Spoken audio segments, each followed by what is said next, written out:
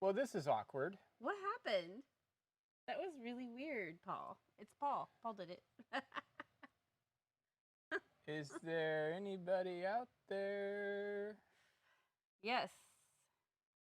So how did that happen? I don't know. I just clicked the next video that was on there. I didn't actually look at it that close. So, hey everybody. We've already started painting. So, we for some reason ended up with a different live stream. For some reason it was Wait a minute. Let me No, I'm not going to mess around with anything. when Paul clicked go live, for some reason it put us in on the house finch painting. The house finch, which was done over a month ago. Yeah, but it was still hanging out there. Remember we had an issue with house finch. That isn't the one that we had to do what we did at home. Yes. Okay, so so we need to get rid of that. Yeah, we'll worry about that later. Okay, so just to get you guys caught up. And hello. Hello. We were wondering, we were sitting there going, this is really weird for us to have 0 people in our stream. But we just went with it, thinking everybody had fun plans tonight. We were literally like really feeling bad about ourselves and being like really mopey about how nobody's watching us. And anyway, so here, let's talk about our colors again. We got white, we got burnt sienna, we got raw sienna, black, bright red, cobalt. It was just you, Daniel. Yeah. And what we started out doing, and I'll just kind of redo it real quick. We literally had only been painting for a few minutes. Like 2 or 3. Yeah. So I just started by painting white first. I almost feel like, should I just grab another canvas and start over? Do it. I'll grab you one. Yeah. All right. So we'll get caught up. My goodness. Here I thought I was all proud of myself. I got the microphones going early. Everything's going great. We were on literally time. live streaming, and we're like, why is there nobody here? And then we looked, and Jenny's like, why does it say house finch? All right, so I'm going to start over. As we talked about in our other portion, the colors really don't matter as long as you've got colors. Yeah, colors, exactly. So I start with a liberal amount of white kind of through this middle. Oh my gosh, you guys. So did we create, we must have created a live that we didn't use. It's just hanging out there. That was just hanging. Yeah, so we'll have to get rid of it. Yeah, we will get rid of it. It's probably still going, but I don't want to close out of here and get things screwed up. All right, so just quite a bit of white through the middle there. And then I'm going to take my raw sienna, or if you're using yellow ochre works as well. And we're just going to find the edges of that white and use a little bit more if we need to. One of these colors on our palette is not pleasant to my nose. It's our cobalt. We discovered that in the last live stream that we had started. Yeah. So basically what we're creating right now is just kind of the glow of the sky. Maybe I should point out the original painting real quick. So this is our original. We talked about how it's changed and stuff, and maybe we'll just talk about it as we go instead of going through it.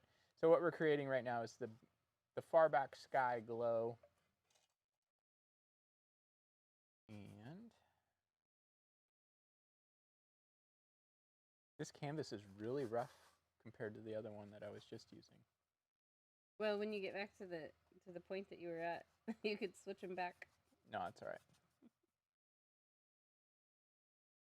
So this is just sky. It's nothing else.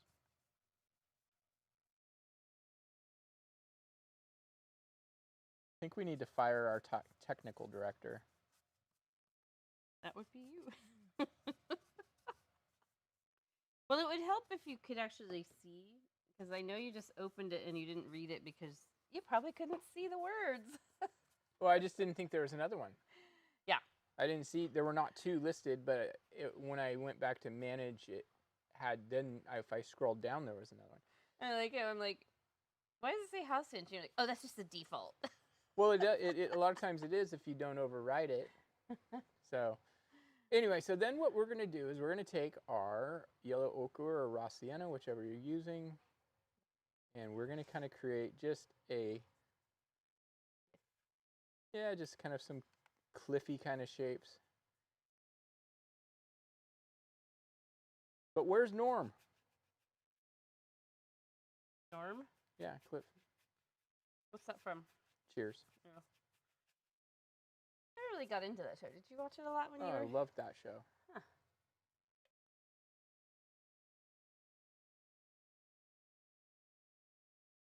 Is that his name? Was it Cliff? These glitches do just make it more fun. Maybe for you guys. For us, we're like, ooh. We are like a walking blooper reel. We were talking in the last video where we were talking to Dead Space. We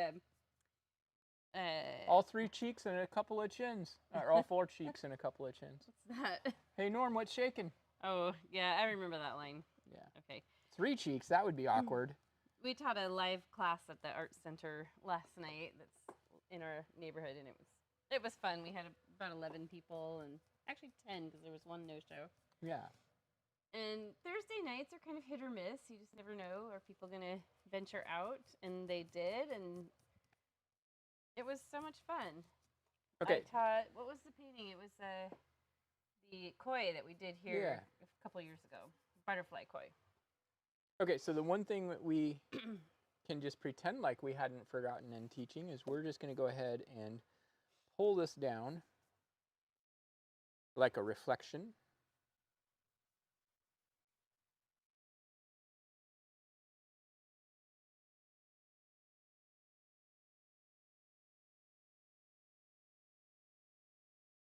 Oh, it said, you missed out. We totally I don't know what we did. We accidentally went live on a stream that was just hanging out in our system accidentally because the one time we had to live stream from home and we had so much trouble with getting it going because we're not used to streaming from home.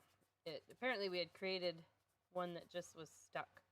So when Paul clicked go live, he did it not expecting that there was anything hanging out in YouTube that is not what we were scheduled to do tonight. So yeah, we were live for several minutes and trying to figure out why nobody was online. Like we went live right at 5:30. Mm-hmm. So you guys maybe don't believe us, but it's true. They believe us. Anyway, so what I had talked about in the other, actually I should just quit saying that. What we're going to do is we are going to reflect everything we do as if that's the end of it. So, and what I mean is like we're going to reflect this like this is the end of what we're doing. Like there's not going to be more steps. And the reason I want to do that is because no, you're not that late. Not at all. No, we literally just started over. The reason I want to do this way is because everything we paint coming forward, I don't want to try to pretend how things lay on top of each other. So we're just going to reflect it and call it good. Sid, did I hear right that you're retiring this week and congrats! No more work for you? Yes, that's awesome. Now we need to know what you're going to do with your time. Because you must have plans. Probably just relax for a while. That's what I would want to do. Yeah.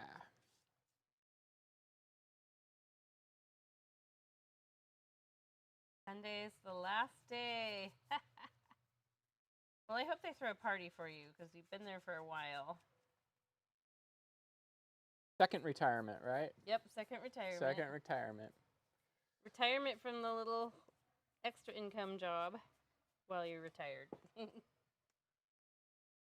Nice.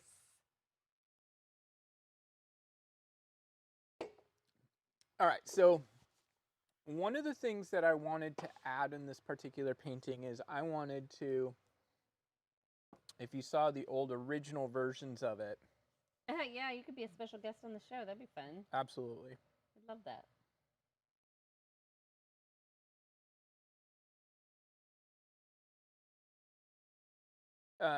But one of the things I wanted to do is I wanted to add depth and color.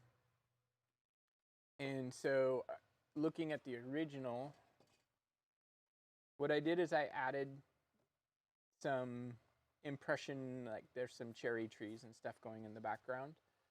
And so what we want to do is mix up a very light pink, super light. And I'm just going to take this color, and maybe it's a little too light. Add a little bit more red.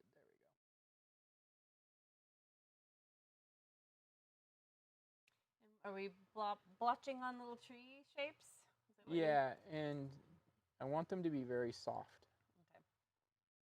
So go ahead and go across like your, almost like our old Monet paintings we've done. I went a little high in the original, and I don't want to do that quite so much. I think I went a little too high in this one. That's fine. There's no wrong. It's so high. High above me. She's so painty. Jenny's not dainty, she's painty.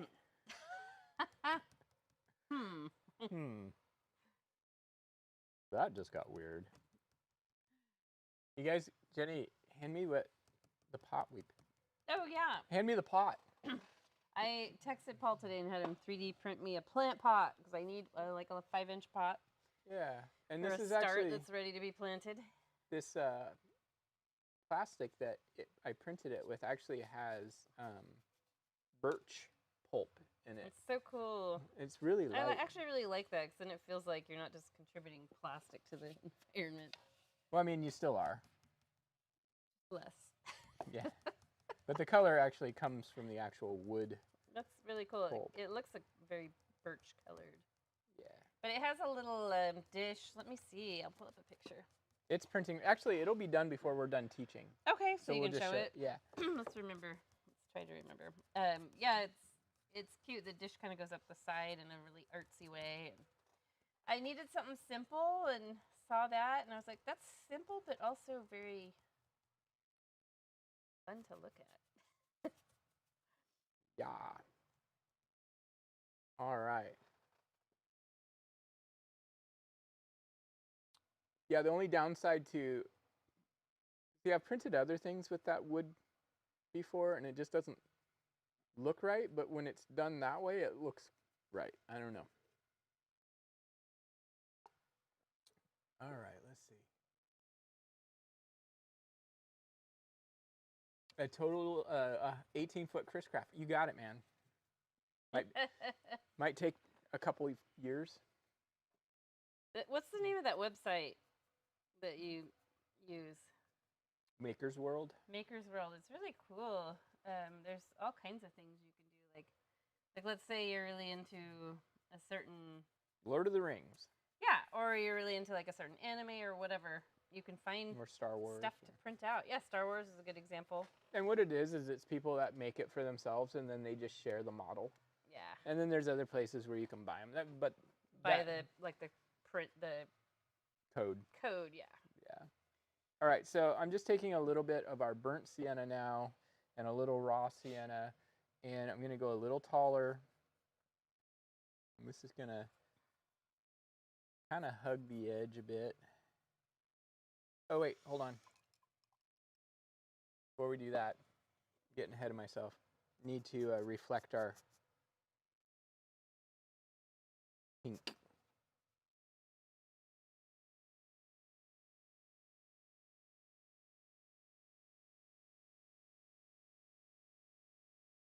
So, you should talk about your painting you made last night. Yeah, in class, I'll like when I was teaching. Yeah, so we have this, some regulars that we've become pretty close with, I would say. It's a mother and daughter, and it's a mom she's got to be getting close to 80. Would be daughter's probably about our age. Sharp, and they come to every single one of our live classes. And they are just... Unless it's sold out, and they didn't get tickets in time. Just the sweetest people. And the mother has had a Bigfoot experience, as have I. And she talks about it all the time and about how he's just so curious. He has the most warm brown eyes. He's tall. She just loves this guy this Bigfoot guy because, sorry to cut in, Paul, but she was driving with a friend through the Coast Range in Oregon, and he was crossing the road, and they stopped, and he walked over and looked in the window. He bent down and looked in the window, and she was just and she just... she couldn't believe it, and she talks about that all the time.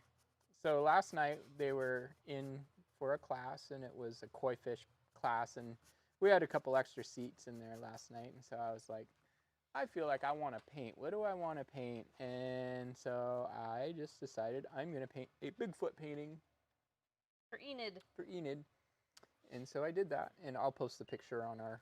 She was so excited. She gave you the hugest hug. Yeah, it was fun. And, but anyway, I'll post the picture on our group page on Facebook. I'm just using a little tiny bit of black mixed in here. Her name is Enid, yes. What's the significance? Of what? Daniel said, wait, is her name Enid? And he put Enid in all caps, so now I need to know what the significance. Yeah, Daniel. You can't just throw that. You can't just throw all caps out there. What color did you mix for that? Just a little tiny bit of black with our burnt sienna.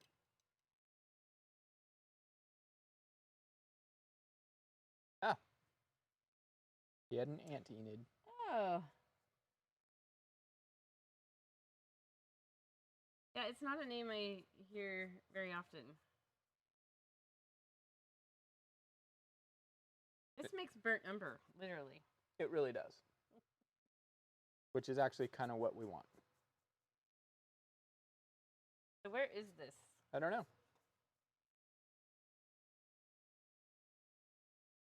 You always ask me that. I'm curious by nature. Your grandmother's name was is it Asta or Asta? It's gotta be Asta, right? That sounds sweet. Norwegian, right? Norwegian. Yeah. Anytime there's like two vowels next to each other, it's one of those northern countries. It is indeed. I'm going to do another one. This is actually going to cover over most of this left side. Now, is there any like specific way we're supposed to bump these out so we can suspend a bridge between them? Not yet. Okay, cool. These are pretty sheer cliffs right now because that's why the bridge is in the foreground. All of them are tough old ladies. I think Enid is a tough old lady. You know who's a tough old lady? Is Violet. My grandma Violet just passed away this week. She was 101 and a half. Yeah, and we saw her on her 100th birthday. She was very sharp. Yeah. You would not guess that she was 100 years old. Like, I would have said 87? Yeah, actually, that's a pretty fair guess. She was very sharp, looked very healthy. Original Rosie the Riveter. See, you said you knew her better than I did. I think we weren't as close with that side of the family after I was born. It's probably my fault. What did you do? Don't know.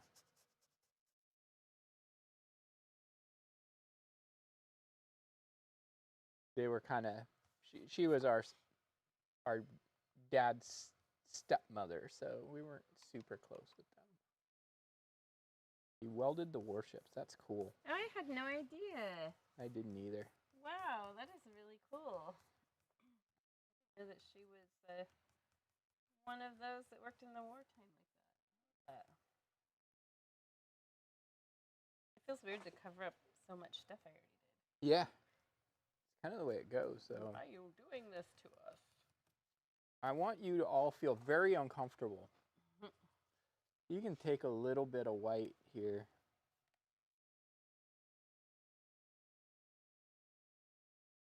Just where the water is. Just to soften it up. We're going to put some more pink in too. Like, you know what's funny is like, you don't always think about pink and brown as being good complements to each other, but Baskin-Robbins was onto something.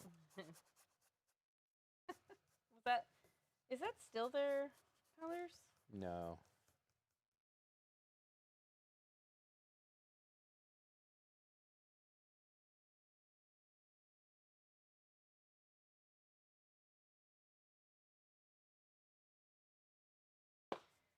The ice cream didn't hurt either. Ice cream sounds really good right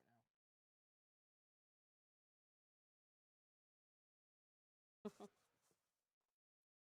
So now we're going to do the same thing. And we're going to add our blossom trees. And I'm going to go a little bit darker.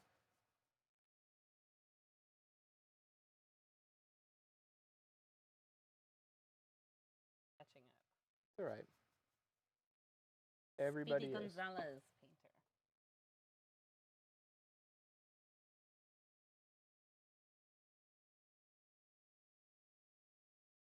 I think that's the thing, like the painting I did last night for Enid was how much I got done in that 2 hours. Mm-hmm. I bet she already has it hung up. I bet she does.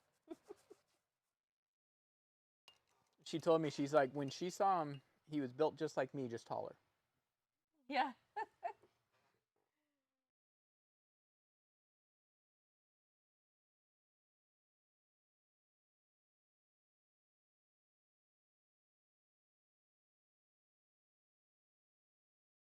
We've been doing more in-person classes the last couple of months. Yeah. One of the ladies last night asked if we ever go out to Hillsboro, and I said, we used to teach at a hotel out there. And I thought maybe I'd reach out to the hotel again and see if they want to classes again. 'Cause that was a good venue to teach at. You liked it there, didn't you? Yeah. They had good cocktails. They had very good cocktails. It's just once COVID hit, we just everything sort of went away for a while. Yeah, Jenny and I, did we talk about that we are stepping away from the nonprofit? And we both put in our resignations. I think we did mention it. Yeah, and so we realized that it was taking us while we started it with the intention of giving ourselves more opportunities to share our art, really it was just taking away from our opportunities to do that. Because of we ended up having to do way too much for theater. Yeah. And we weren't getting any support for the art side of things, which there's many more reasons we stepped away that involve other people that were kind of difficult. See, where you start questioning why you're putting in so much time in a nonprofit that you're not getting paid for somebody else who's not treating you very well. Oh, so I work 20 hours a week for you and I don't get paid and it's not enough. So yeah, I see where you are. Yeah, so we just knew it was not a healthy situation for us.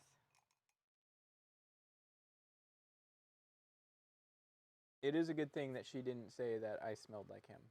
That is true. Daniel says, I left a job for that exact reason. Didn't know why I was putting in the effort for such a little return. Well, it was literally, it would qualify as workplace bullying. Getting a lecture of 4 paragraphs long at 4 o'clock in the morning for a volunteer job. Because we're actually just trying to help. We're just trying to help. Stay in your lane. Yeah, so... Okay, we're going to stay in our lane. My lane is going a different way. We're going to get onto a different highway now. So it feels... Good luck with all that. It feels good. It really does feel good. We have a show going on right now that we want to not just bail out on the directors because we really like them. And so we're going to stay on till that show's over. Yeah, so 3 more weeks. But we already have stuff cooking. Oh no, I didn't see that, Sid. I think I saw that you posted something. What? A dance troupe from the Netherlands. We'll have to look at that. Enjoy the train wreck you're creating. That's a good parting line. I'll let you do that one, Paul. The hard thing is, like, I gotta be honest, is like I really want to just be like double fingers in the air, burn it down, but I can't do that. No, because we care about some of the other people involved. Well, and a lot of the reason we stayed as long as we did was because we cared about the other people involved. We cared about the other people involved. Yeah, it's just well, we knew when we started it, our goal was to be creating the art part of the nonprofit, and apparently we can't keep volunteers for some reason, and so we ended up having to do all the theater work. I would hope that at some point the person would realize this, but they don't. They absolutely do not. They don't see it at all. Excuse us while we vent. Luckily, this is a private YouTube. This is what happens when you saddle up with a narcissist. Oh, and you can see that. You can sniff that out from a mile away if you've ever been involved with anyone narcissistic or had a narcissistic family member. It's like your radar is on. All right. We're cooking along, yo. We're cooking and gossiping. The gossiping's the best part. Paint and gossip. That's our new thing. Paint and gossip. We're gonna call it recount. We're gonna rename our. You married one that you know? Yes, you did. Oh yeah. We're gonna rename our company Vent Go. Vent Go. Because we're gonna vent and go. G-O-G-H. Vent Go. No, we really, what it kind of came down to also is like, if we're going to be working this amount of hours and not getting paid and get no appreciation, we could work this many hours and actually put money in our pockets. Yeah. So. But the weird thing is the person hasn't even, like. Reached out? They haven't recognized our. No thank you, no. They haven't recognized our resignation. They haven't even said anything. No. It's so weird. But we know they got it because they said something to another board member. Kind of. Yeah, well, we know she got it. Oh, yeah. Who? They. Just keep it. Oh, yeah. All right. So next thing we're going to, I like how this is turning out. The gossip or the painting? All of it. All of it. So now what we're going to do is we're going to create our little shelves for our bridge. And I'm going to create a little horizontal line here. I'm going to move over about, let's call it about 2 inches. Create another little horizontal line. The painting has eyes. And this side on the right, I kind of want to I don't want to go super high. Just using black right now.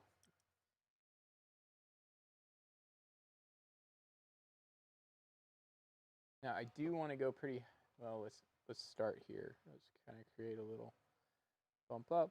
I do want this to be pretty steep on this left-hand side, so I'm going to go almost to the top of the canvas.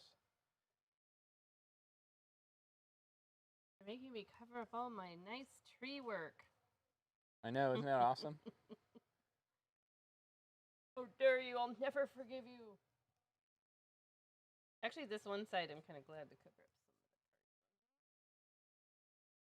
I think the hardest part is shaping out these cliffs, because I just naturally want to smooth them out, and they shouldn't be. They should be jagged. Yeah.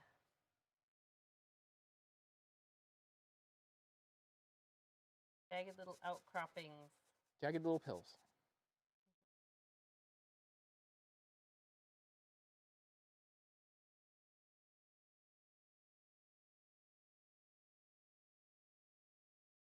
Color combo. It is, and I actually really like the way the black mixes with the pink a little bit. It's so funny to think, like, okay, so last week we did the Starlit Blooms, almost identical color palette. Yeah. And it's just so crazy to think the different things you can do with the same color palette. Possibilities are endless. They are. So then the other... I get scared of that too, Sid. You have to do the dark on top of what you already did. Yes. So I want to pull down maybe about a ½ inch. And then go straight across again. Oh, what is this? This is where the waterfall is going to be.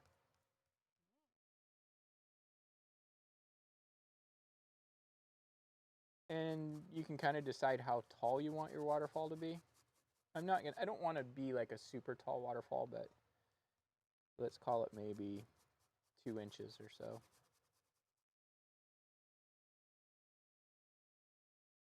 It's a water stumble. It's a water stumble.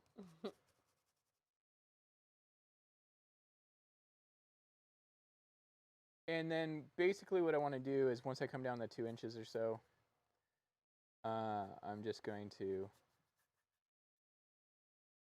kind of scribble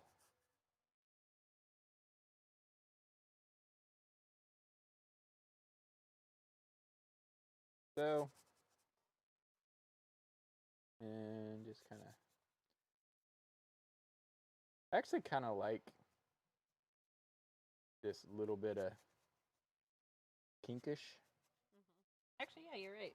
Makes a nice little highlight.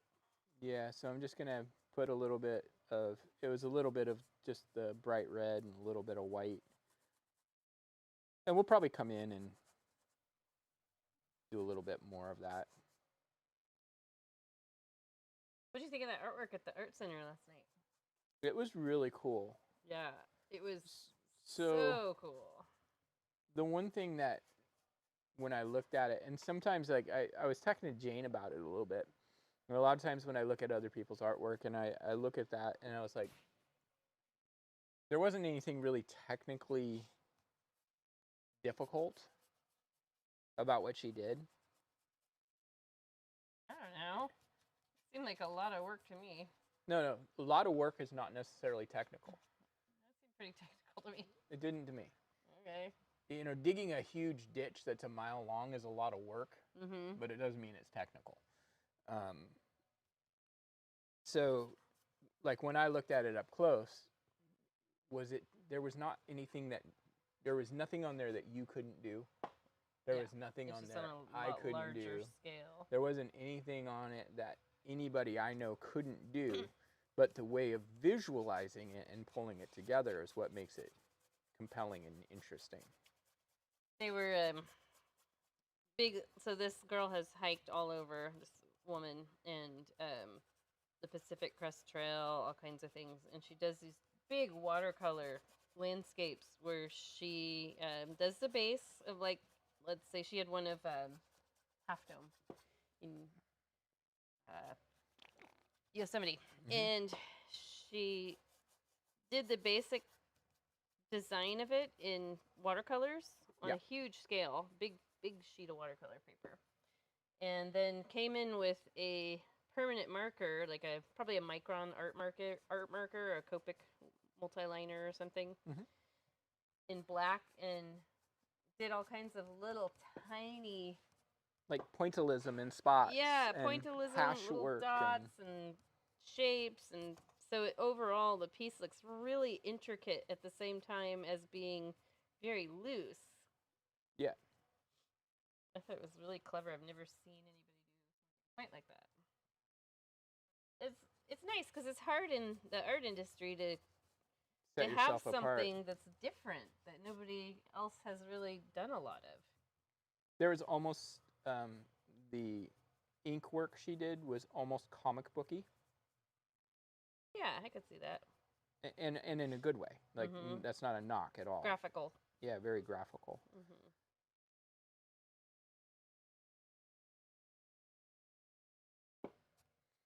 So I just added, I like just that little bit of pink kind of overlaid. We can always add more shadows. No, it was a really good show. And actually, if you read the description, it was from in 2016. She hiked the whole length of the Pacific Crest Trail, which goes from Mexico to Canada. It's like the mirror image of the Appalachian Trail. Is it Appalachia? Appalachian. Appalachia. Yeah. And if you guys want to go down a rabbit hole, look up Appalachia on like TikTok or something. You like see all like the weird like creepy videos. Yeah. Just look up Appalachia creepy. I've decided that I don't believe anything on the internet anymore. It's all fan fiction. Yeah, you do have to be careful.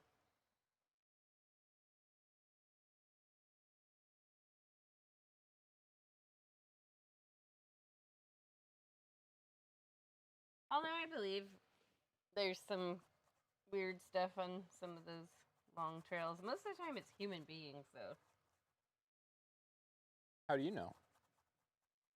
Well, just have you ever heard any of the stories about hikers who go missing and then they find out they were taken out by some weird serial killer who lives in the woods along the trail?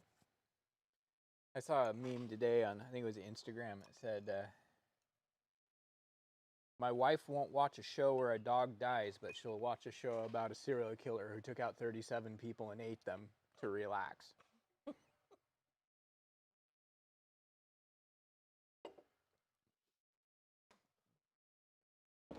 I like true crime podcasts and shows.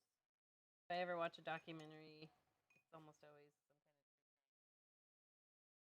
true crime. All right, I'm going to take a little bit of white real quick.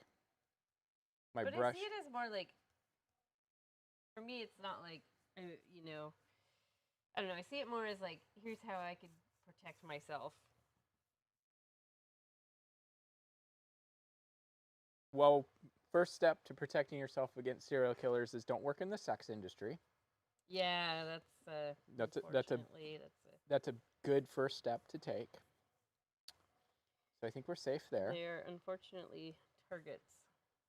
So I'm just taking a little bit of some white and a little bit of our Marlene says that's so me. That's funny you said that you say that because you worked as a detective for so long, but you hate true crime stuff. Maybe that's why.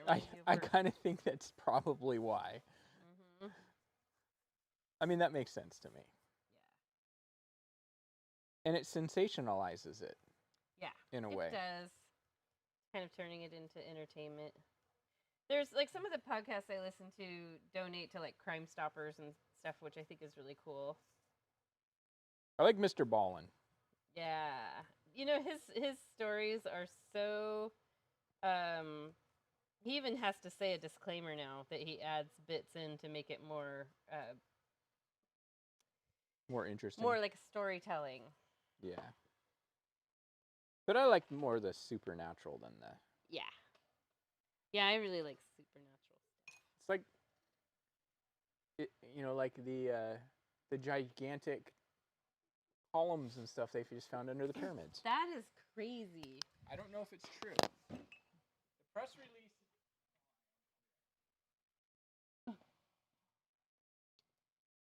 Yeah. A little wild.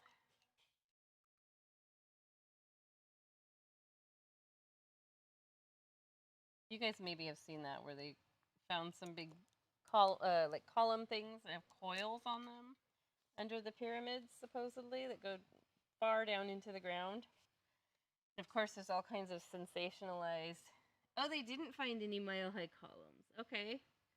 So it was all over TikTok, which I know is obviously not a great source of information, because it's people wanting to get their video out there and shown before anybody else's.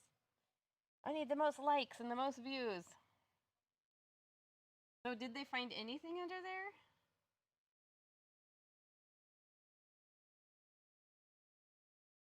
I don't know where this originated from.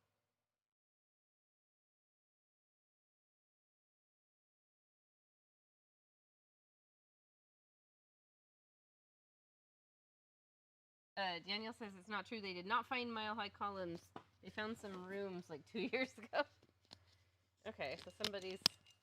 I just had to go check on the printers. Sorry about that. How come I've got so many paintbrushes? Do I have one of yours? Nope. Why do I have so many? I think you just have one extra. It's like one large one. You guys already had this conversation. We did. I was so excited. I shared it with Daniel. He's like, that's not true. Darn it, Daniel. I love it when I like show like Greta all these like wonderful like that's AI living room ideas and stuff, and she's like, it's AI. I'm like, so it doesn't have to be. Like, it's Pinterest. Who cares? I mean, it's like if I want to look at that picture and make my living room look like that, I can. I get a little frustrated with that, I have to say, because sometimes I'll like be like, oh, that light fixture, I have to have that, and then you realize it's AI, and it's like that light fixture might not exist. Well, yeah, that's true. No, Daniel, you're just skeptical. That doesn't. It's like there's a difference. All right, so I'm going to put in my little bridge real quick. And I actually like to start at the top of the bridge. Should I zoom in? I know, you got the zoomer here. I got the power. All right. So I like to start at the top of the bridge. I got a water drip. It's going to drip. Okay. And I like to go to the left. And then back over to the right. I like to try to make it as symmetrical as possible, but it's not always possible. And then I'm going to move up. Do a second arch. I actually think our little umbrella people are going to stand out a little bit better. They went a little softer with our color in the background. Now, here's the thing. One of the things that's really tricky here, guys.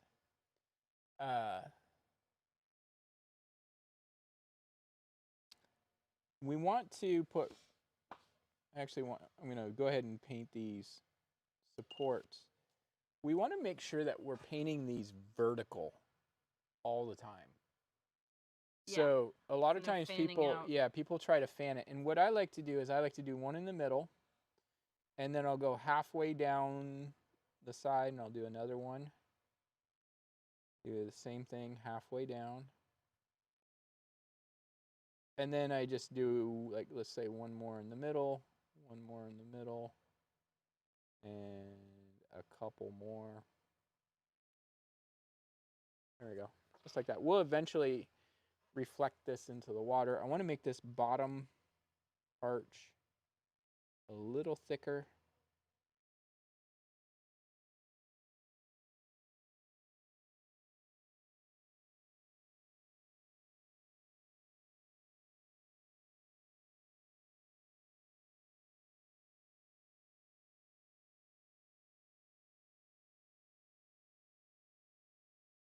They just put in a big arch bridge that's a walking path across the freeway that's right by our house for kids to not a walk freeway. to the high school. It's not a freeway. It's a not a freeway, a highway. Highway. And our OCD is going crazy because some of the arches don't line up. let me grab. I'm just going to do this real quick. I'm going to do it on here for you guys. So there's two arches that go like this, and then there's an arch that goes like this.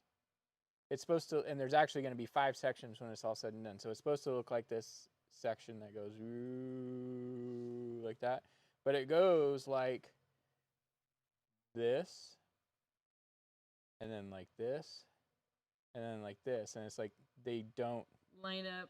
They don't line up. And I am not OCD, but I am a visual person, and it's driving me a little bit mad. Yes. But I think they must have some columns or something they're going to put in. I mean, I'm sure the architect wouldn't make a mistake like that, right? You never know. You never know. I think they maybe just thought, oh, nobody will notice. Oh, they don't know about the OCD people in our neighborhood. We live in an HOA. I feel like my camera's tilting.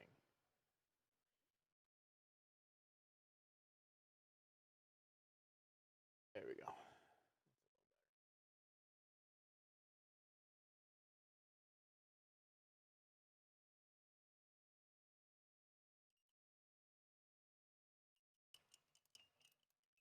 Oh, Sid, you've actually met this here channel. He's my friend Daniel that helped Jenny and I move, but that was like, you guys both helped us move, and that was, what, 22 years ago, though, so. Don't you remember? Don't you guys remember? Do you guys not remember meeting each other that one afternoon? Oh, that's so cool, Sid. I think I remember you saying that, a ufologist. Yeah, it was when we moved out of our house that was over in Southwest Portland. Many moons ago, 22 moons ago. 2003.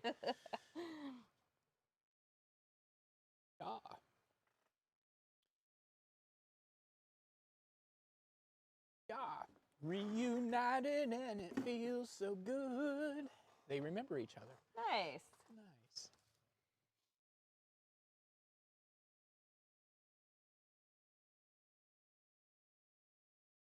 And you and Daniel met on like a basketball forum that was like before we even had Facebook or MySpace. You're right. You're right. It was basketball forums. It was like people had chat forums for whatever topics they want. It was, we first started communicating about in 2001. Crazy. Go Blazers. I didn't know there's a UFO museum in Boring. Apparently there's the best donuts in all of Oregon in Sandy. Just throwing that out there.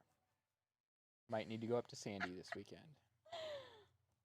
Daniel says, I also remember Paul giving me a distinct warning to never get in a car with Jenny's sister, and I was like, I think that's never going to happen. That is 22 years later. So is it because of the craziness, or is it because of the driving? What was it? Both. Probably the driving. But to be fair, your sister was what, like 17 then? Oh, yeah. But I still would not recommend getting in the car with her. I mean, we haven't even talked to her in 2.5 years, so. There's a long story. We don't need to do that much venting in one night. No. I'm just going to start being like, we've got so many people that we have these issues with. Maybe we're the problem. We're not. We're not. During COVID, we definitely were like, we're figuring some stuff out. We're making some edits to our lives. All right, so I'm just adding, kind of enhancing a little bit of our reflections a bit. Not too much. What color are you using? This white and a little bit of our sky color. I just wanted to kind of brighten this up. It was getting a little too muddy, but we're going to have to bring reflections back in, so let's do that real quick. I'm going to mix up. I don't want to go quite so black with this, so I'm going to mix up a little black, a little blue, a little bit of red, kind of make a grapey color. And I'm just going to pull this down through here. Blue, black, and red to make grapey? Yeah, and a little white, so it's not so dark. That's interesting. What does the black do? Just tone it? Tones it. Makes it a little darker. And if you go up into your rocks a little bit right now, that's okay. Because COVID created a giant opportunity to thin the herd. Isn't that the truth? we have to be careful here. Like, we don't know who all, like, people might be like, they're still talking about COVID. No, it's true. You know, for us personally, you know, taking social aspects aside, I mean, we lost our business, essentially. Yeah, I'm just going to say we realized that we were burnt out and we were just operating on autopilot through everything, not just business, but friendships. Life. Yeah. So we did use the opportunity to kind of just sort some stuff out and I mean, we were end up in a healthier position, and we really are in a much healthier position. We 100% were functional alcoholics prior to Well, you don't have to go that far. No, I got no problem with saying that. First step is acknowledging it, you know. Well, yeah, like when I said operating on autopilot, it was a lot of just, what bar are we going to tonight with our friends? Okay, Yeah. what bar tomorrow night? And yeah, you end up spending a huge amount of money. And when I say functional, I mean like we could stop at any time. It wasn't affecting our ability to run our business.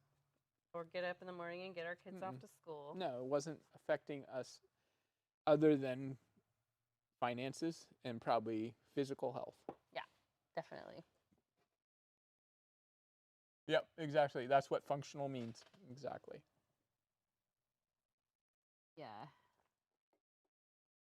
And that's not, you know, having owned a business that kind of relies on people's willingness to consume beverages.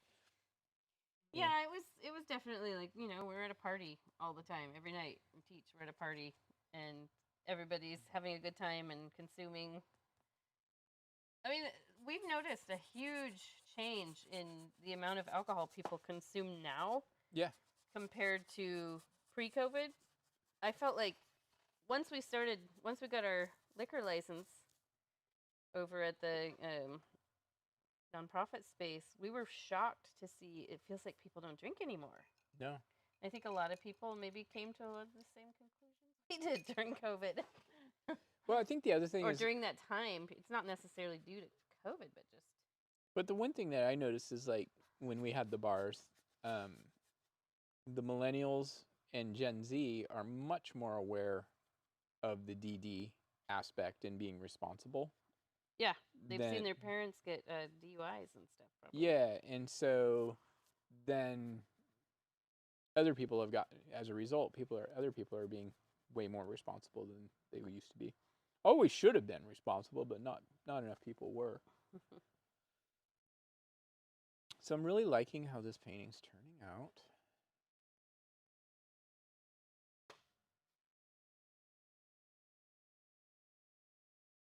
Yeah.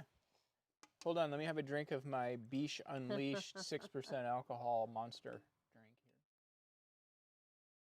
here. Yeah.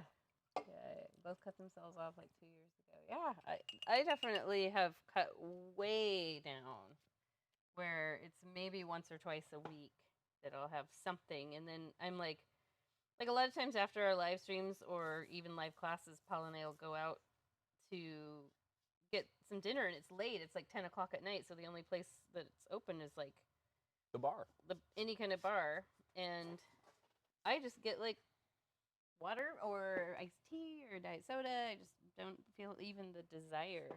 The other thing is I've found in the last, let's call it about 5 years, if I have anything to drink after about like 8 o'clock, I'll wake up in the middle of the night with my heart racing.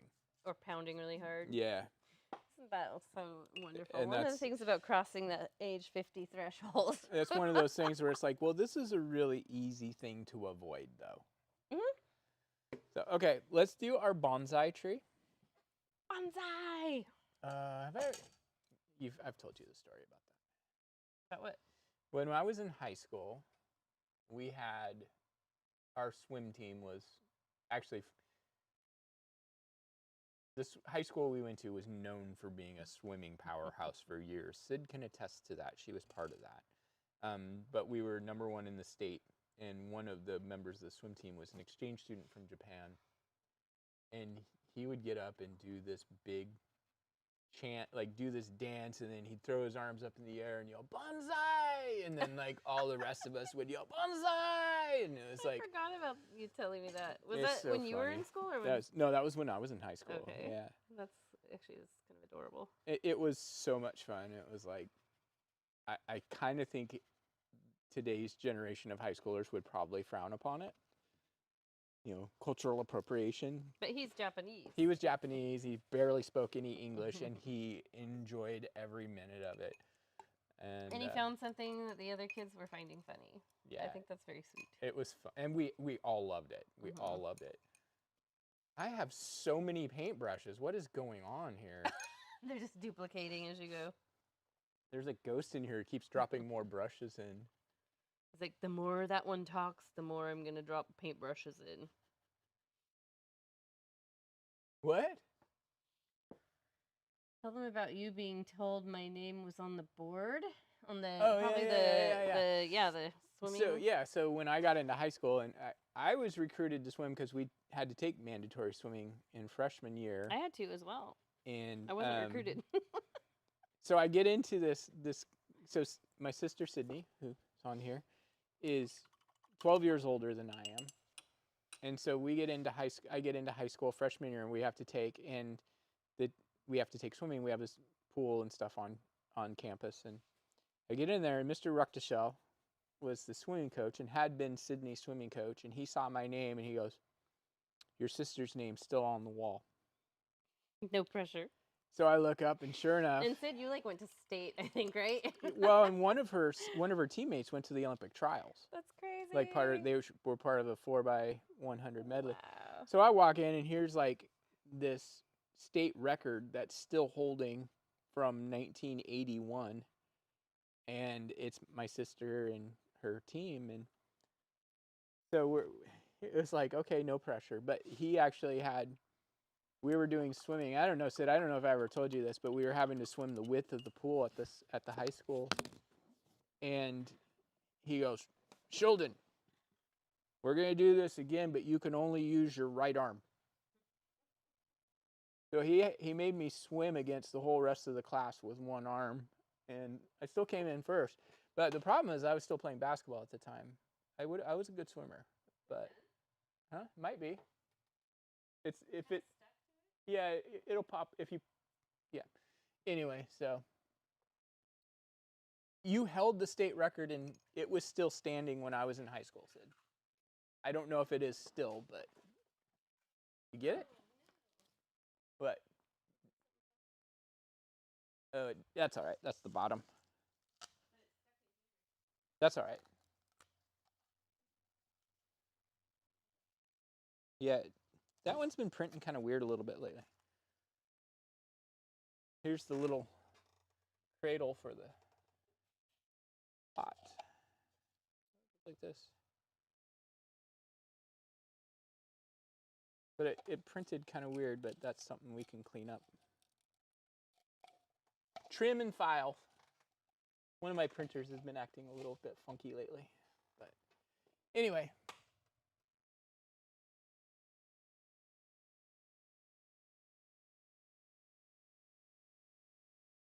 Yeah, it was fun. So, okay, let's do our bonsai tree. We're getting a little off track, sorry. Yeah, so Sid being 12 years older, and then our other sister is a year older than Sid. When she was really active in swimming at the high school, I was like 4, 5, 6 years old, and it's like I basically grew up on that pool deck watching my sister swim.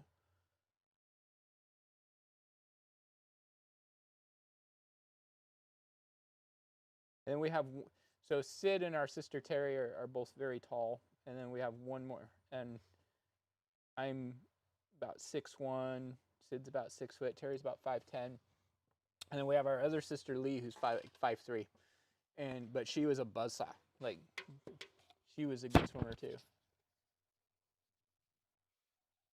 This is cute. What do we do about this? That can be sanded. Did you show? Yeah. And they actually kind of lock together. I don't know if you noticed that. Oh, yeah. Huh. Yeah, I'll just take the bottom and just put it on my belt sander and just sand that down. Fun. All right, so for the bonsai trees kind of go, they typically, you want them to go very broad triangular. And so I'm going to go a little bit bigger. I like to start with the foliage. So I'm going to do a little pod here.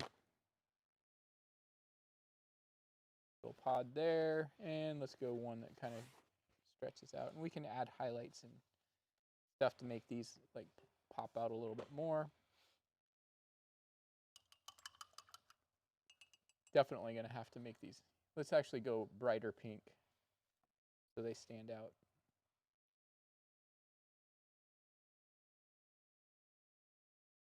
We might just add some white. There we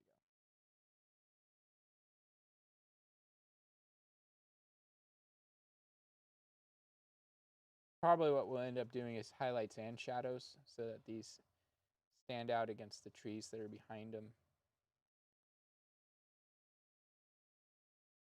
More.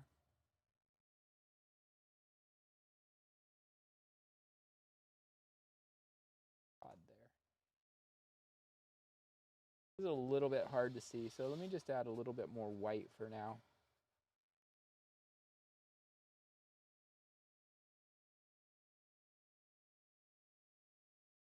Like I said, we'll add some shadows and more red in here and stuff too. So I didn't really get into the texture. How are we looking time-wise? Oh, we're only an hour in. Oh, wait, well, we started late. We started at 5:44.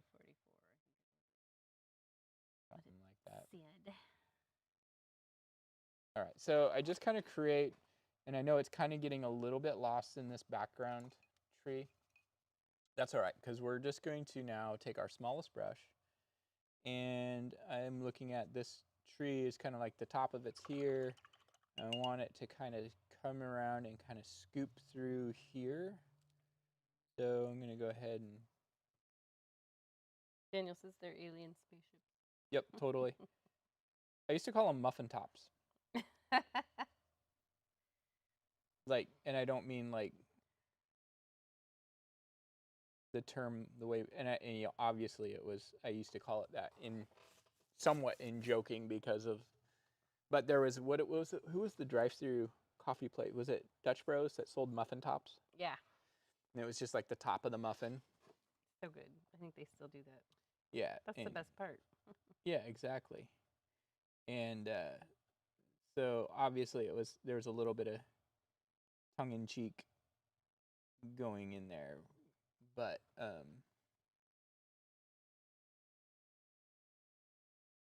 that's kind of the shape. Is like, it's like if you take the muffin and you break the top off, that's what you end up with. And that's kind of the shapes that these are. This is how you paint a manzanita tree. Are they related somehow to bonsai? Well, bonsai can be made, can be any kind of tree. But typically, like what we call like a wild bonsai would be a windswept, like in Oregon, it's a coastal pine.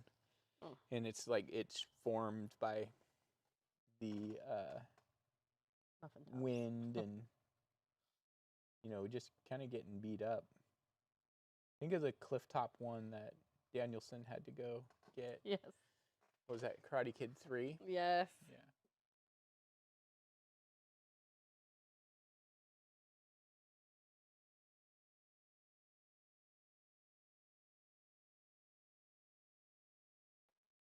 So just doing the branches alone really help. I'm reading what Daniel said. With the old folks' belly.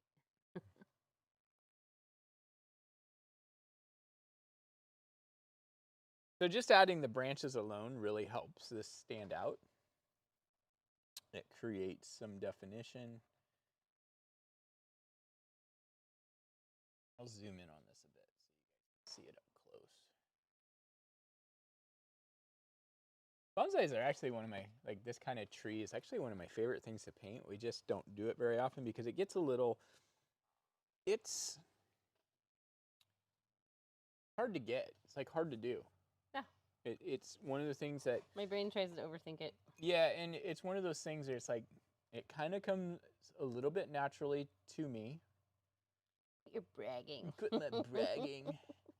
But it's because I have loved Japanese gardens and bonsai and koi fish and stuff like that for a long time, and it has always been an influence to the way I see a lot of artwork.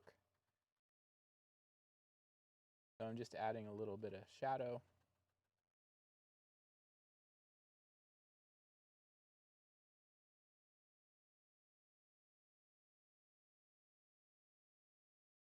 Like Japanese architecture. I mean, I studied architecture in college, and that was one of the things I thought about doing for a career. And I was always really inspired by Frank Lloyd Wright. And I feel like his architecture style is very in keeping with, while it's not Japanese, it's of a very similar philosophy. Or he like said his houses should be of the hill. On the hill. No, of the hill. I know. Meaning they look like they're part of the landscape, not something that was added. Like the one that has the waterfall coming out. Mm-hmm. And what a lot of people don't realize is they don't realize that most of the, like Frank Lloyd Wright died in like 1920s. Yeah. So a lot of the architecture he designed was ahead of its time. Even in the late 1800s. Super ahead of its time. Yeah, super ahead of its time. It's kind of like some of it's kind of mid-century modern, which is. I think it's what inspired mid-century modern.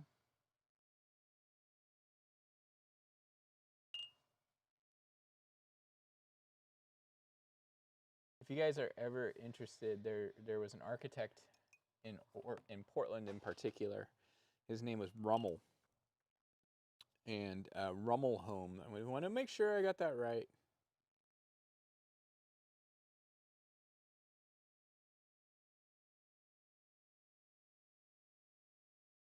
Rummer, not Rummel. Oh yeah, I've heard of this guy. Yeah, and the houses were they're like almost, they were done mostly in the 60s, late 50s, 60s, and the premise of them was really cool because they were all kind of like based around a central courtyard. Like just imagine like a small, like let's say a 1,500 square foot ranch house, if you will, that's pretty much square, but it has a central courtyard. Yeah. That just has skylights. And it's treated like an indoor garden. And sometimes they were just open, but a lot of them were just encased in skylights. And you'd be like, you'd walk in, you'd be in this courtyard. One side of the courtyard would be your kitchen and small dining room. The back would be a small family room. Of course, family rooms were different at that time. And then the left side of the courtyard would be where the bedrooms were. And it would just kind of like, and then there would be a tree and like a little garden inside the middle of your house. And they're really cool.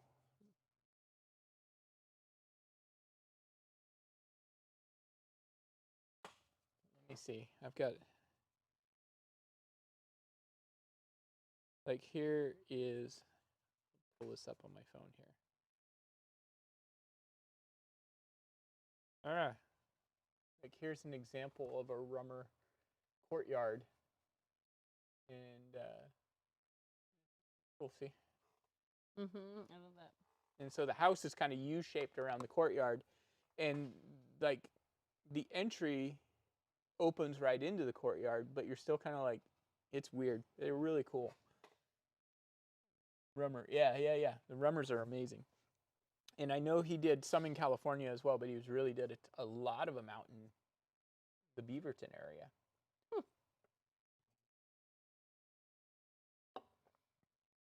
Okay. So we're getting really good here. I actually like how this is turning out better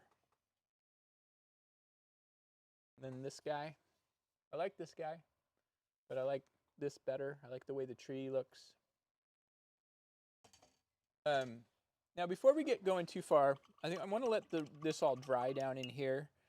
I want to get a little bit of the blue sky going up in the top. And so... I forgot about that. Yeah. Well, now's a good time to do it because everything up there is dry. I'm going to take my biggest brush. I'm going to take a little bit of blue, add some white. This actually would work Like a little bit of turquoise would work really good Mm-hmm. in this. I don't know if I want to grab turquoise, but I could. I think it's next door. No, we've got bottles, small bottles here. Oh, yeah, like the little mini vial type. Yeah, but let's just stick with this. So I'm just going to take this big brush. It might look good to kind of get kind of chunky in one corner.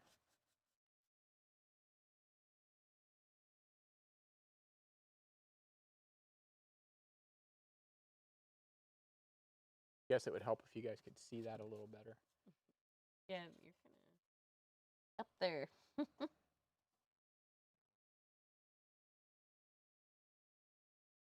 I saw something interesting last night. Oh. Little TikTok thing. Okay. My favorite live musician, Corey Feldman. Jenny and I have this pact. Anytime we find anything Corey Feldman, we have to send it to each other. So funny, but more power to him for doing what he loves. Well, and it's really funny because like one of the guys I grew up with, a kid I grew up with, is like one of his very best friends now. Yeah. And it's like it's so weird because I see him post stuff on Facebook and he's like, just hanging out with Corey again tonight. And it's just the weirdest thing. But he apparently was cast as Gilbert Grape. Oh, interesting. Not Gilbert Grape, but the role that Leo had. Oh, okay. And I guess Johnny Depp came on set and said, can't work with that guy. You might want to clarify that that's not really your favorite live musician. Oh, no. I mean, how can you not love those guitar solos? So I added a lot more blue in mine. It doesn't need to be super fancy. And I really just scribbled it in. I let it be rough and uneven. Let little pockets of blue show through. Is this a morning or a night picture? Yes. No, it's a daytime. You're like literally having major ADHD. Like, who is your favorite live musician? Ben Harper. So, okay, so you saw something on Ben Harper on TikTok. No. I was talking about Corey Feldman. Oh. You know how you and I always send each other like Corey Feldman stuff? Oh, I thought you just were joking by adding Corey Feldman in there. No. I was being sarcastic about him being my favorite live musician. Okay, now I'm good. And okay, then so I'm waiting for this reveal to come. No, it's because it was the whole that he was cast in What's Eating Gilbert Grape and the role that Leo had, and then Johnny Depp was like, I can't work with this guy. Yeah, like Johnny Depp got him fired. Oof.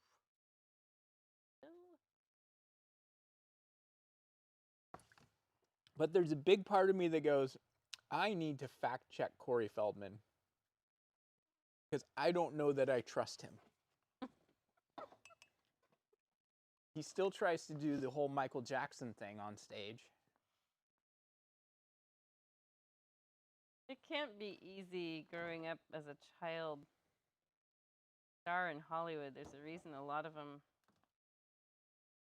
end up wackadoodle? Not, taking their own lives and stuff, or getting into alcoholism really bad. There's a lot of stuff they're exposed to that they're too young. Or pretending to do guitar solos? Ooh, that's interesting.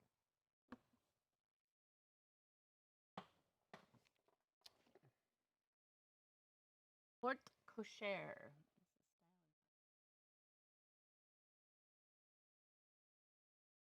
It tastes like a cider. It does taste like a cider, doesn't it? Mm-hmm. It's not, though. It's a wine cocktail. Yeah.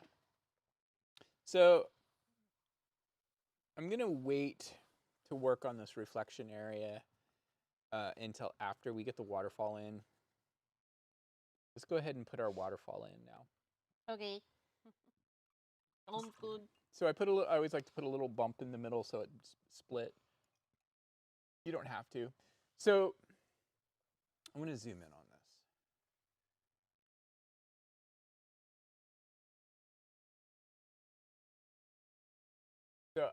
you might notice that I say, like, I'm going to zoom in on this and then I do that. It's something that's really interesting I've discovered while golfing.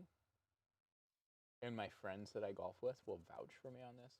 If I say what I'm going to do, it happens more often than if I don't. Okay. So if I say, hey, I'm going to make this putt for birdie. If I you say will it, not sink this putt. if I say it out loud, it actually happens more often than not. Wow. If I don't, you're manifesting it. I totally manifest it. And so, like, my friend Charlie, who I've been playing with a lot lately, he's like, Paul, you need to tell me what you're doing before you do it. And I was like, okay, well, I'm going to hit this drive. I'm going to start at this tree, and it's going to bend 5 yards to the left as it flies. And sure enough, man, it's crazy. So right. What does it have to do with your painting? Well, I've been kind of doing that. Well, I'm going to zoom in now. Oh, okay. The ends. Yeah. Tie in the ends. Yeah. So what I'm going to do with this is I'm going to take just some pure white. I'm using my smallest brush. And I think it's really easy to get too filled in with waterfalls. So I don't want it to be this big, like, rushing. I want it to be... Dripping. Well, it's kind of in between, actually.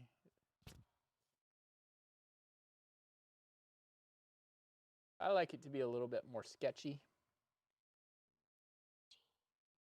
Like downtown after midnight. No. Downtown anytime. Didn't used to be that way. No, it was not. In fact, I fought for, like, what people would say about Portland for so long, and now I realize it really has gotten pretty bad. Pretty bad. Certain parts. It's not as bad as people from outside Portland think it is. Yeah. But it's... Actually, you know what? There's some stuff that needs to be sorted out. We'll just say that. It depends on where you go. Because, like, I've been down to the Schnitzer a couple times in the last year.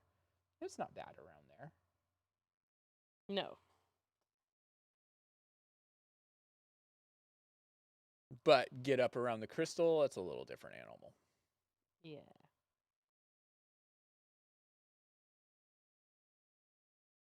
So I just kind of like to let this, like, break up and be a little bit uneven, and then we'll add some little bit of some ripples right underneath.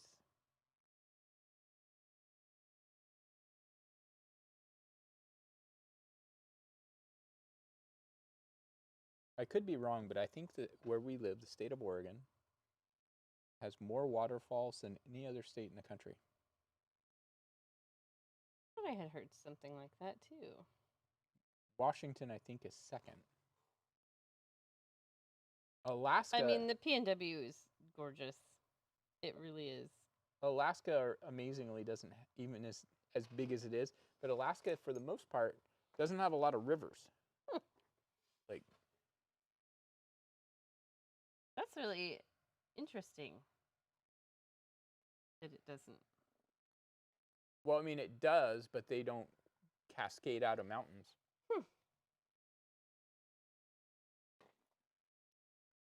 It almost has a gingery taste to it.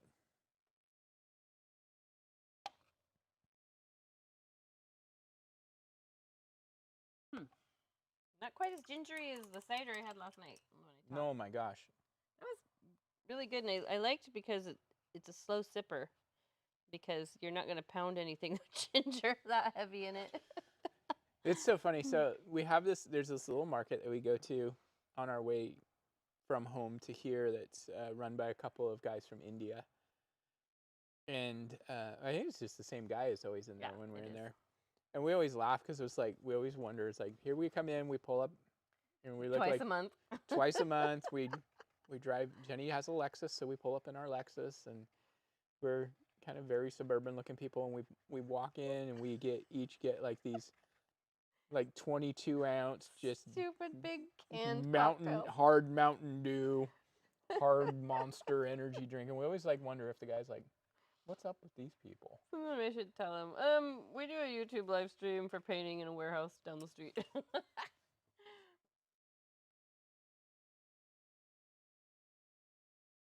It's so funny. All right, so while I'm working on this, one of the things that I've forgotten to do a lot of times when Washington has more waterfalls than Oregon, almost 1,000 more, if Daniel recalls correctly. Look it up, bro. All right, so I want to reflect this, but I don't want to get like super detailed.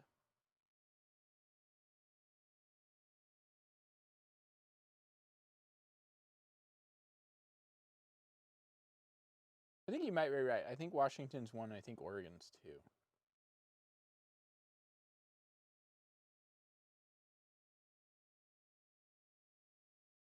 Like I always see all these like TikToks and Instagrams about all like the wonderful places to go in Oregon. And I'm like, quit posting that stuff, you guys. I want to keep it a secret here.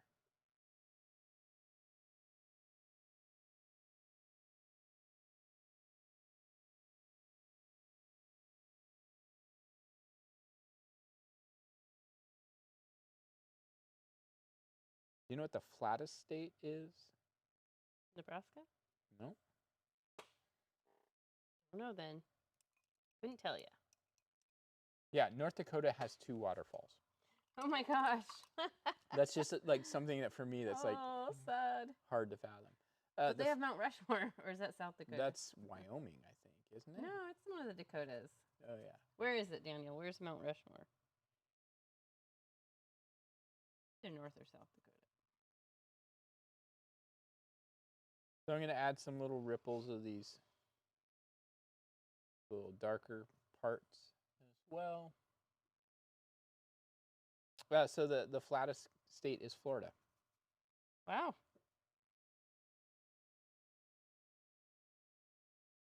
Did not know that.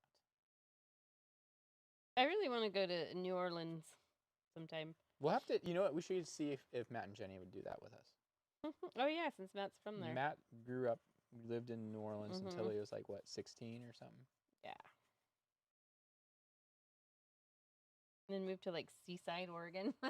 Well, Culture shock. He moved with he was raised by his mom, his adopted mom, who was a nun in New Orleans. I think she became a nun later. No, I think she was a nun when he was adopted. Interesting. Yeah. Anyway, and then maybe she did become a nun later, because then it was... A num. You said num. It was his adopted dad he moved to Seaside to go live with. He and his brother. I always forget he has a brother. Good friends of ours. Let's go crash their house. They only live like a mile from here. Let's just like show up unannounced. Sid went to New Orleans pre-Katrina. Yeah, I really want to go there sometime. I just think it's the coolest looking place. Plus, I'm an Anne Rice fan, so. I would be really excited about the food part. Yeah.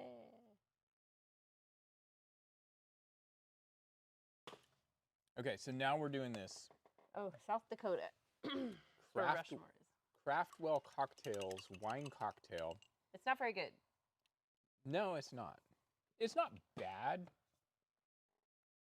It's nothing I would waste calories on. Yes, you're right. Illinois is the second flattest. So, Daniel, where do we rank in the waterfalls? You're just using Daniel for his Google abilities.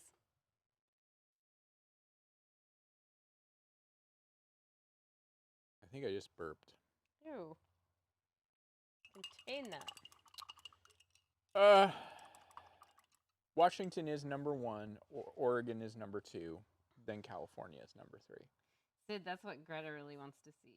What's that? The above ground cemeteries, the mausoleums. Yeah.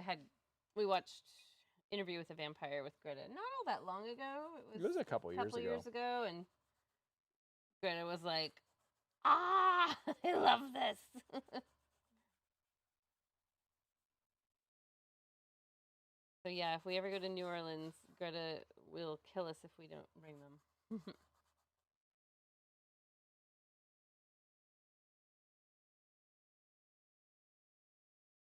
I was trying to remember if Matt and Jenny have gone there together. They must have. I'm sure they have. Well, I'm sure they've gone to go visit his mom. Mm-hmm. She just moved up here recently. We met her. Yeah, I like her. She's funny. So sweet. Mm-hmm. All right, so we're getting... Third overall for waterfalls. Who? Oregon. No, they're second. I just looked it up. In-house fact checker. Well, that's fine. Everybody needs that. There's nothing wrong with fact checking. Paul's fact checking you right now, Daniel. Just want to let you know. He's got his phone in his hand. He doesn't believe you. Totally. 10 most waterfalls by state. Washington is 1 at 3,132. Oregon is number 2 at 1,617. California is 3 at 1,057. Now we'll never believe you. Daniel, you're... Wait, what is it? Not counting Alaska, we are second. Counting Alaska, we are third. Interesting. Daniel, you're fired. Oh, so my thing is going by the... Okay, lower 48. We were painting? No. For that part? We No. got people following your lesson? No, it doesn't matter. It does matter. My bridge is a little bit messed up. Like this architect was having some hold on. sake. Daniel, there's only 43 waterfalls in Alaska. Where are you getting your numbers, my friend? They're really big waterfalls. Well, and that's actually the funny thing is like a lot of like the North Dakota having 2, some of those waterfalls are only like 4 feet tall. Like you get into a lot of the states that have very few, it's like, yeah. I'm not forgetting Alaska, man. I'm just looking at what Google says. All right, so what I need to do with this is I need to get a reflection of our bridge, but before we do that, I want to get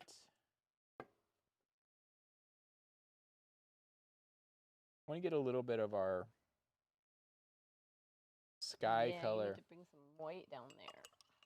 Yeah, so I've got... Oh, are you using the sky color, the raw sienna? With yeah, white? it's just a little bit of raw sienna and white, and I'm just doing some little ripples through here. I don't want it to be solid. I want it to be watery. Daniel says apology. Ain't nobody apologizing yet.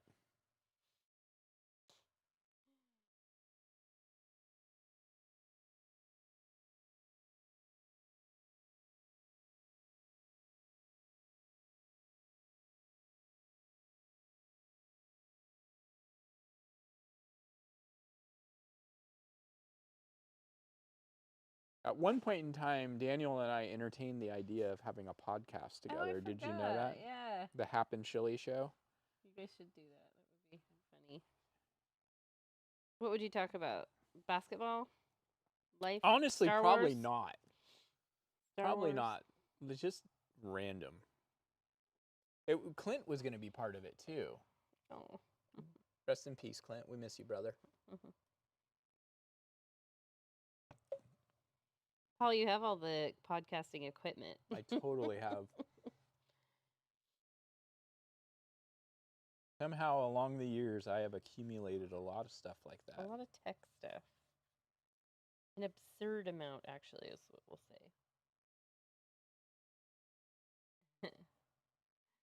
Huh? He said, check your messages.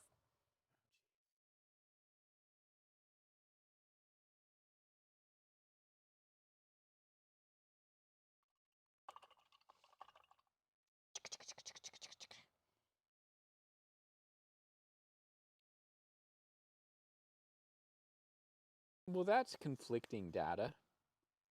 He's sending you this. He's sending you the receipts.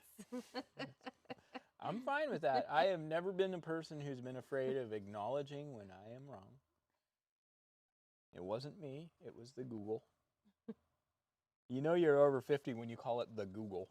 The Google. It was the Google. Hey, I remember the days of like DOS And when we had I'm trying to think what was the major search engine that we used years ago, like in the 90s. There was AOL. Yeah.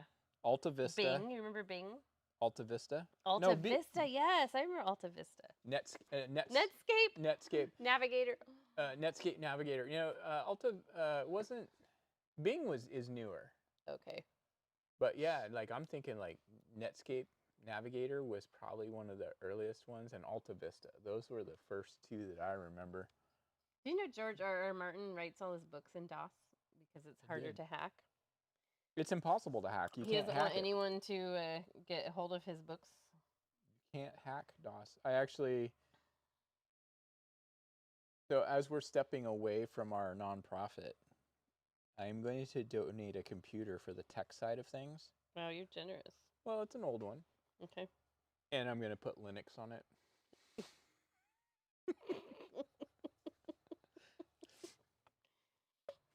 Like, generous but slightly mean. Generous but slightly petty. Here, I'm going to give you a platform that actually is more stable and more effective than either Mac or Windows, but absolutely nobody knows how to use.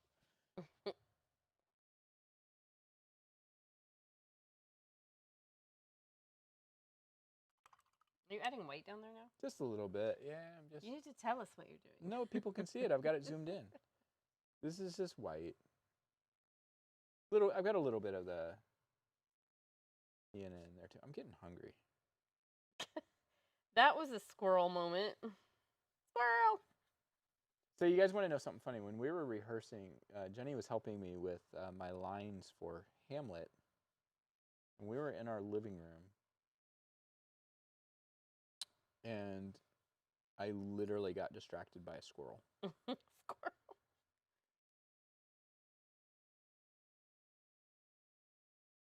You know what I saw recently?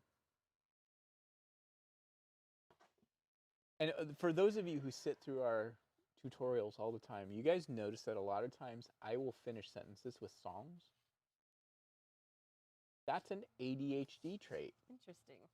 It's just something we do. So, guess what? I am a voice and an advocate for those of us who have this advantage that nobody else understands. Let's put the umbrellas on. Umbrella time. Oh, we got to put the people on the bridge. Well, yeah, they come with the umbrellas. Yeah. So, I'm just going to use my smallest brush. I'm going to use red. I'm going to steal some white. How dare you? Oh my gosh, it almost like popped onto your canvas. That would have been bad. Actually, we would have just been able to roll. So I'm just going to use red. Maybe I'm going to add just a tiny bit of white. And the only reason I'm adding white is so it has a little bit of opacity. And since I want them to show up. So this is kind of funny. Kenny from South Park. Oh yeah, they killed Kenny. You know. He's the one that is like, he's got the hoodie and he's zipped up. That's kind of what we're painting. We're just painting Kenny from South Park. Yeah, it's just like, here's our roundish umbrellas. Yeah, they're standing out a little bit better the way I painted them tonight. Reddish umbrellas, they're just above. We're going to do 2 of them. Hey. Obviously, it's not raining. This is to protect people from the sun because they're in the subtropics. They're parasols. Yeah, parasols.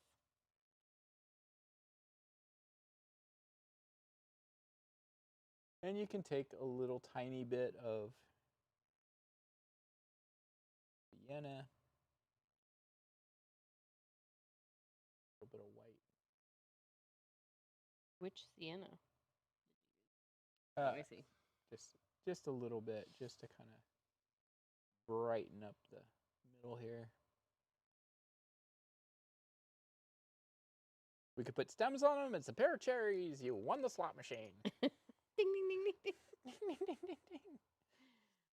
And then I'm not even going to worry about the railing. I'll just paint it in. But basically, it's just, we're just going to paint like just little triangles. Are they wearing red? They're wearing red ropes because, look at that. I didn't even have to worry about it. The black showed right through it. They are monks. Huh. I'm going to give mine a different color. Go for it. Do what you want.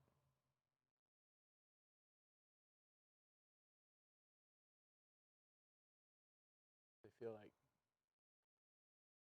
lightning was.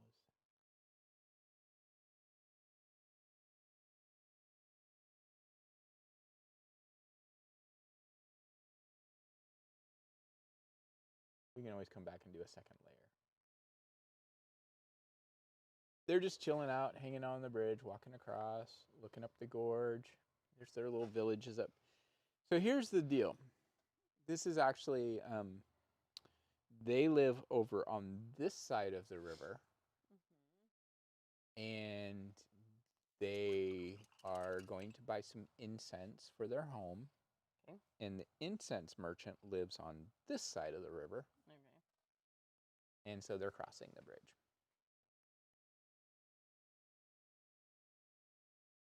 And if you wanted to get really creative, you could paint a little troll under the bridge. I always wondered, so the term troll and bridge sounds really close to toll bridge. Mm-hmm. Do you think that there's some connection there? I have always wondered that too, actually.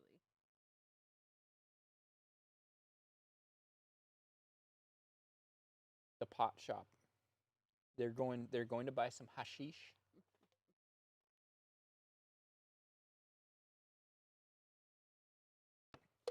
So I think the thing that's a little bit tricky with this painting, and I had it in the original, is it's really hard to put the red in here and not have it look like a shark attack. So we're going to try to figure out a way to do this. And I think the main thing is maybe we need to get a little more of a hint of the color and less of a trying to actually reflect it. But first, what we're going to do, we're going to take our smallest brush, I'm going to take a little bit of black, and I'm going to reflect my bridge. So I'm going to, it's up above the top of here. The troll is a stand-in for fear and insecurity.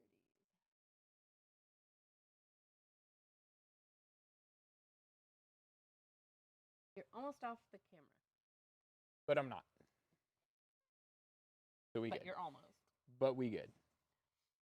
Okay, so you're just sort of pretending to reflect the bridge? Yeah, I'm just using little horizontal little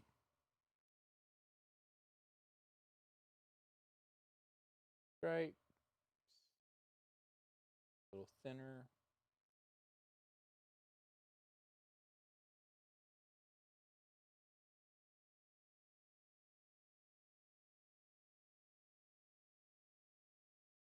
We'll just say water kind of screws up reflections. So Yeah, it don't doesn't worry matter. about it being perfect. It's just a little hint.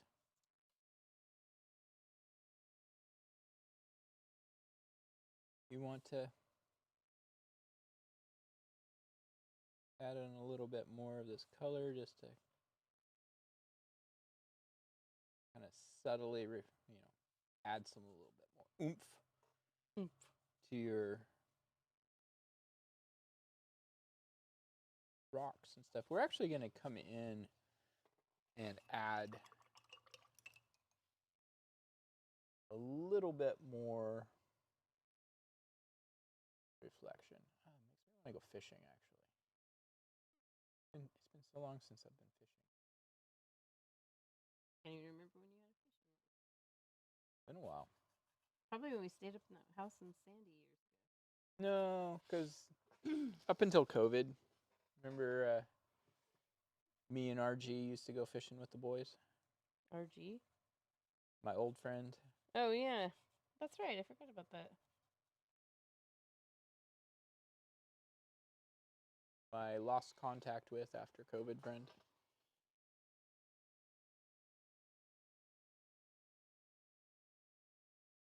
Now, I'm just going to keep using my smallest brush because I don't want to get too aggressive with any of this. I'm going to go ahead and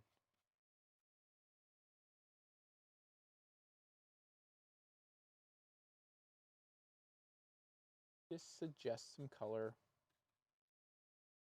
where these reflections of people are. A little bit. The tree's almost out of the picture as far as getting color, but we will gonna have a little bit of the trunk.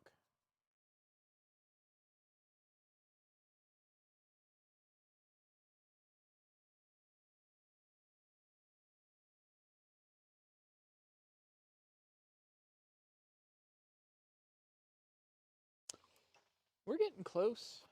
Like, I'm not gonna put any blue down the bottom.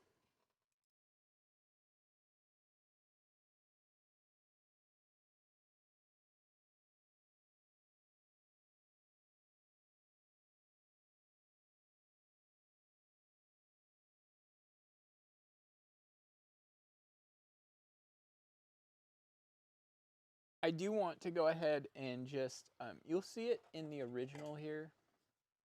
I've actually added a little bit more pink to these hillsides here. I do want to add just a couple in the foreground, just darker black rocks. And so I'll just kind of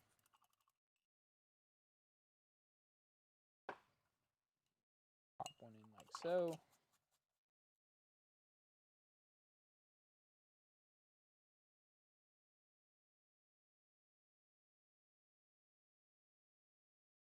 Take some pressure off of us having to resolve all of the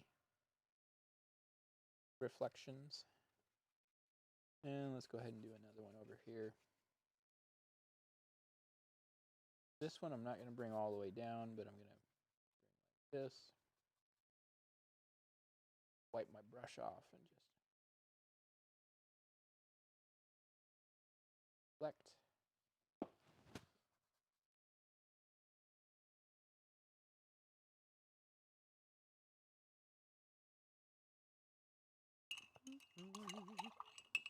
What are we going to do for dinner tonight? I don't know. Great. Where in the world is Baldo San Diego? You know, have you seen all those that Daniel does? No. So, wait, maybe I have seen let me just let me explain this for other people. So Daniel works with adult autistic people as, I don't know if is a chaperone the right terminology, but assistant, takes them to go do things. Social activities. No, not so much social, but like takes them to go do things. Some of it is social. Social because it includes one other person. Yeah. But like he'll take them down to estate sales or movies or or that's fun. Estate sales. Yeah. How do you find those? Let me know. Greta and I have been looking. And other things. About 75% social stuff. Okay, cool. And gosh, I just totally lost track of where I was going. We were talking about Baldo. Oh yeah. So often on his social medias, he posts pictures of places where he's at, and he's like, where in the world is Baldo San Diego? So Daniel's bald, shaves his head, and then he has family from San Diego, so that's where the Baldo San Diego, and also it calls where in the world is Carmen San Diego. Mm-hmm. And so he posts these on his social medias, and people have to try to guess where he's at. Daniel, have you ever heard of Griffin's Place? That's a nonprofit I worked with prior to COVID shutting everything down. Also, that's an organization where they create social activities for a lot of the kids or adults. A lot of them, young adults, have autism. Some have other things going on, but most of them are autistic. They would come and paint. They would come and paint and have so much fun. We have a space. Well, we do. We're working on it. We're working on it. It turns out I've got a warehouse that's got room. That can be fixed up nicely. And we're already paying for it. Yeah. So.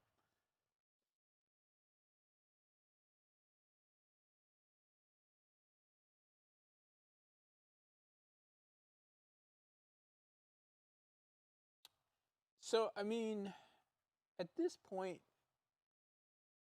there's always little things you can, as soon as we introduce water, there is always little bits we can do. For all intents and purposes, though, this painting is done.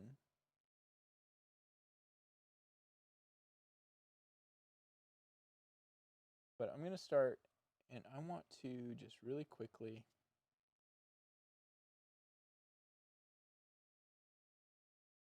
I just took a little bit of our yellow ochre, raw sienna, whatever you're using, a little bit of white. Yeah, so Griffin's Place, Daniel will host like cooking classes. They've done some at the Edwards Center.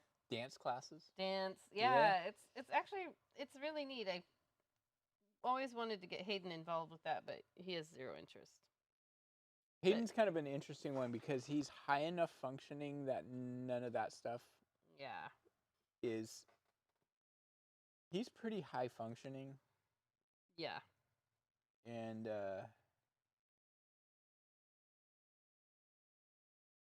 like the other day, I forgot my wallet, and I had called another mutual friend of.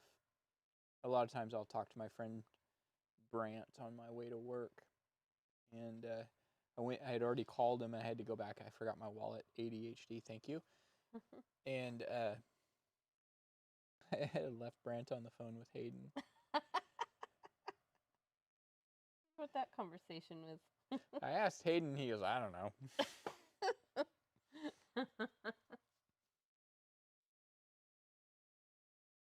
Hayden's a funny kid. He's a good kid. He's super really sassy, good. though. He's super sassy, but he's also like.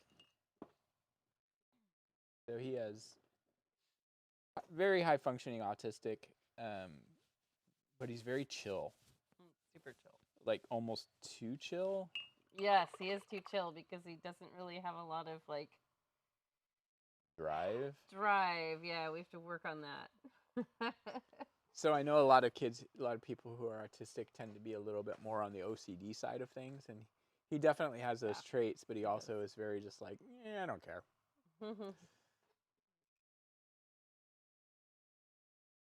Oh, he has those traits. He has to have, like, if we go walk our dogs at night, it has to be the same time every single night. He comes downstairs to say goodnight at exactly 11:50. Well, by the time he gets downstairs, it's 11:51. It's exactly, he walks out of his bedroom at exactly 11:50. Every single night. Doesn't deviate ever. And it's so funny. Hayden is, so Hayden's, one of these days, what we should do is share on our Facebook page, the Palette Knives Out Facebook page, one of Hayden's birthday wishes. So Hayden's a writer. He loves writing. His obsession is trains. And for every member of our family's birthdays. And this includes grandparents and aunts. Grandparents, aunts, uncles, passing of people. He calls it being put out of service. That's a train thing. It's a train thing. He writes these immensely long posts that he shares to our family via Facebook Messenger. Where first it's this wonderful, just like tribute to the person and who they were. You've been alive for. He goes from down to years, the millisecond. Years to days to hours to like it goes through everything. Years, months, days, weeks, hours, nanoseconds. And then so you really feel your age. He somehow finds some way to compare that person to some train engine. Yeah. And it's very specific which train engine and why he's picked them. Mm-hmm. And then it's a long history of that train engine, or sometimes it's not always the engine. It's like maybe like, no, it's usually the engine, but sometimes it's like the burner car or whatever. And it's a long read. It's like a 6, 7, 8 minute read to read through all of this. But he's got very specific reasons why why each person reminds him of a specific engine. It's really remarkable. Oh yeah, yes. Sid's birthday is next week, so we'll be. We'll make sure you get one. So Sid, since you're there, can I share your birthday write-up from Hayden to our Facebook group? Are you okay with that? Because I'll do it. Like, Hayden won't care. And actually, he loves it when people follow him on Instagram. So maybe if you guys are interested, it's funny because we have a couple of friends who have kids who are about his age, and they followed him on Instagram. And they, like Leanne's daughter, Kendall, follows Hayden on Instagram. Yeah. And both Leanne's mentioned it before. Kendall always mentions when Hayden does one of his posts, and there's something about his posts that are kind of fascinating. Mm-hmm. So detailed.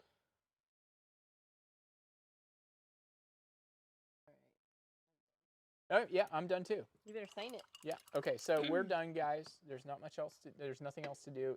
You could go through and use your tiny brush and just a lot of just real careful, small detail stuff in here. You don't have to. I'm gonna go ahead and sign mine over here.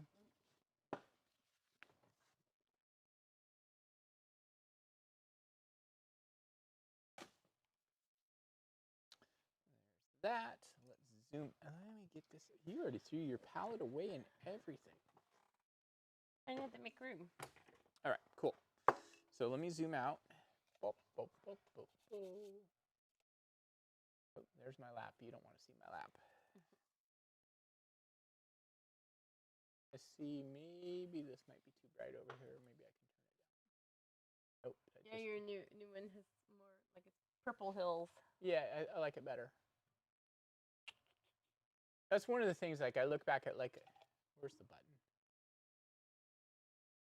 If I hit the wrong button, it'll be like, that's too dark. No. It'll turn on a lightning sequence effect, and that's not good either. All right, let's see how Jenny. I haven't actually looked at yours. It looks just like yours. Oh my goodness, look. Those mountains line up exactly. Mm-hmm. Turned out good, Jenny. Good job. I put some blue sky highlights. I like that. Yeah. This is a fun painting. It's one of those. It's like. Thank you. I always love teaching this one. Not the original version was much simpler, I would say. Well, it wasn't. As it evolved, I don't think the original one had a bonsai tree at all. And then we had maybe 3 different layers. You zoom in on the umbrellas. Daniel asked if there are dots on them, like mini mushrooms. No, I did the little dividing umbrella grid thingy. That's all the further we can zoom in. Look at all the little white speckles. Yeah, and I've taught those before that way. Well, you did an extra rail too. Yeah, but my bridge is really messed up. No, I think it looks good. It was made by. They went for the incense and then built a bridge. It's fine. Nothing wrong with that. It's funny. You talk about that. There was a. I think this is the first time your paintings actually look similar. There's been a couple times.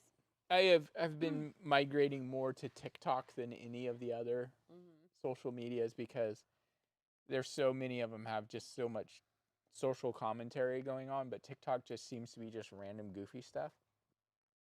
But there was this video that was a lady clearly in Southeast Asia somewhere, and she was building a bridge across a little very shallow river. Mm-hmm.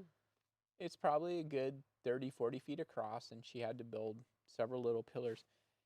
And the amount of people are like, I doubt that would pass any kind of inspection. And it's literally, dude, it's like for a lady to walk across the river to go buy vegetables. It's not. There's no cars going across it. Mm-hmm. There's no car.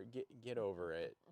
I don't think that the foundation of that would pass code. Pass code. It's who cares? It's kind of cool that she's doing it. But anyway, so that's part of the reason why I've been getting further and further away from social media. All right, bring us back. If this camera works. Oh, hey, it I plugged it into a better charger, so it still works. Cool. Awesome. So next month we will have to live stream probably on Thursdays. Yeah. For live streams. Just because we have Friday, Saturday, Sunday shows for 3 weekends in a row. Yay. Well, not just that, but like my job there starts next Sunday. Yeah. Like, So, I mean, like I'm doing stuff tomorrow and probably Sunday this week, but like the actual like have to be there. Yeah. Like Sunday's going to be a 12-hour day. And I run the bar and concessions, so I have to be there because there's nobody else. Nobody else. Just me. But the end of April, we are done. And it'll feel really nice because it's really easy to get sucked into doing a lot of work. Yeah, it is. Someone else that you're not really getting paid for, and it would be different if you felt like you had it in your heart or you were wealthy. Had extra wealth that you could. Well, maybe, Sid, if you get bored, Jenny and I have got something we're brewing up, and maybe you might want to be able to come out and help. Yeah. Once in a while. Yeah. We'll talk about it. Yeah. I'm not going to say anything online yet because I don't want to be that guy. Yeah, you shouldn't say anything, period. No, but I said that's fine. I think Sid would be excited about what we're talking about. Yeah. Now everybody's going to be like, what are they doing? It's just, we're just converting Paul's other warehouse into something. We're going to work on it anyway. But. Yeah. All right, so we'll post the schedule. It'll probably be mid-April for the next live stream, and yeah, we probably let will. us know if there's anything you want to paint. We've got over the next selling kittens. No. Maybe if you need kittens, we know people. We have some friends that run a pet rescue, so. Does it involve UFOs? No.